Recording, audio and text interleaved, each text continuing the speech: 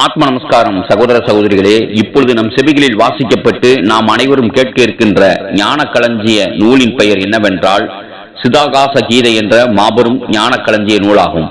இந்நூலினை நாம் அனைவரும் ஞானம் அடைய வேண்டி கொடுத்த ஞான பெருந்தகை யாரென்றால் வடகரை வள்ளல் வாசியோக சிரஞ்சீவி ஞானத்தின் பிறப்பிடம் ஞானபிதா சுவாமி சிவானந்த பரமஹம்சரின் 12 சீடர்களுள் ஒருவரான மும்பையில் உள்ள கணேஷ்புரி பகவான் நித்யானந்தர் ஆவார்.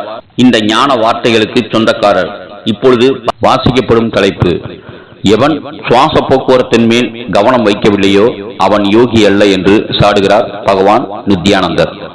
இப்பொழுது பதிவின் தொடக்கம் ஆரம்பம்.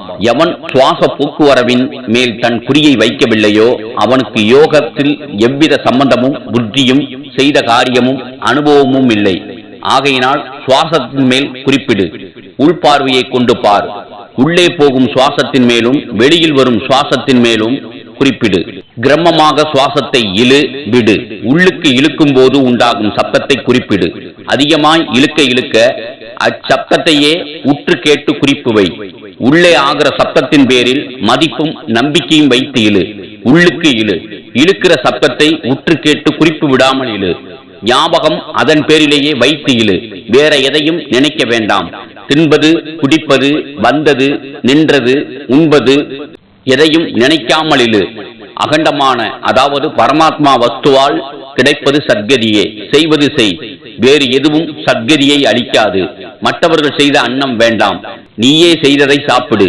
எது செய்த போதிலும் சிரத்தையுடன் செய்.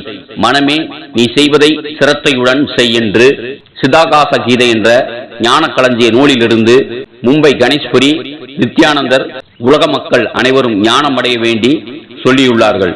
ஆத்ம நமஸ்காரம் சகோதர சகோதரிகளே. இப்பதிவு முடிவுற்றது.